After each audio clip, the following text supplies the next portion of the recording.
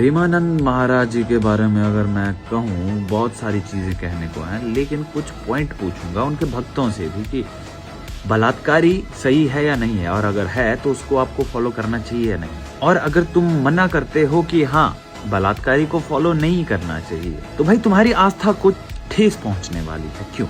क्योंकि तुम अभी भी प्रेमानंद जी को फॉलो कर रहे हो, इसलिए। अब बताता हूँ क्यों, इसके लिए ये वीडियो देखो पूरी। बाबा, मैं श्री आशाराम बापू जी से नाम दीक्षा ली थी। मेरा भजन अच्छा चल रहा था, पर उनके जेल जाने के बाद मेरी श्रद्धा पर आघात हो गया। जेल में तो क्या, जेल में तो ठाकुर भी पैदा हुआ था, मथुरा में जेल में तो पैदा हुआ था। ये सब चलता रहता भगवान की मार्ग। आप अपने मार्ग को पुष्ट करें, अश्रद्धा करने की कहीं भी कोई गुंजाइश नहीं है। बिल्कुल भगवान अपने आप से अपने आप में खेलते हैं। हमें ये भावना करनी कि आसाराम मेरे राम है, मेरे ठाकुर है। वो चाहे बाहर खेले चाहे भीतर खेले, वो चाहे माया का खेल खेले चाहे ब्रह्म का खेल खेले, मेरे लिए वो भगवान है। दुनिया की दृष्टि एक अलग है। अब आगे इतना सोच के आगे बढ़ो, हम तुम्हें हाथ पकड़ के आगे ले जाने के लिए तैयार।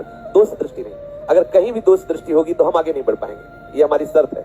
हम चले कि मेरे भगवान आपका लीला विलास हो। अब मुझे आप आगे बढ़ाना चाहते हो, मैं इधर चलता हूँ। गजब टोपीबाज आदमी। मतलब इनकी बातों का निष्कर्ष जब निकलता है तो उसका मतलब ये होता है कि आपकी बहन, माँ, बेटी, घर में से कोई भी स्त्री हो आपके परिवार की, उसका अगर बलात्कार हो जाता है तो भी आपको श्रद्धा उस इंसान पे रखनी चाहिए जिसने वो बलात्कार किया। क्योंकि इनकी बेटी बहू में से किसी के साथ नहीं हुआ तो ज्ञान देने में क्या जाता है। और अगर तुम इसके बाद भी इनको सपोर्ट कर रहे हो तो रुको भाई, रुको, शांति तो रखो। मुझे तुम्हारे सपोर्ट करने से कोई दिक्कत नहीं, क्योंकि मैं भी एक समय तक बिना सोचे समझे कुत्ते की तरह पूंछ हिलाता फिरता पहुंच जाता था ज्ञान लेने। लेकिन जब सवाल पूछना शुरू करता है इंसान तो कुछ लॉजिकल थिंकिंग के बेस पे ही पूछता है। और इन्होंने एक चीज कही कि ठाकुर जी जेल में पैदा हुए, लेकिन यहाँ पर एक इंसान बलात्कार करके जेल में गया।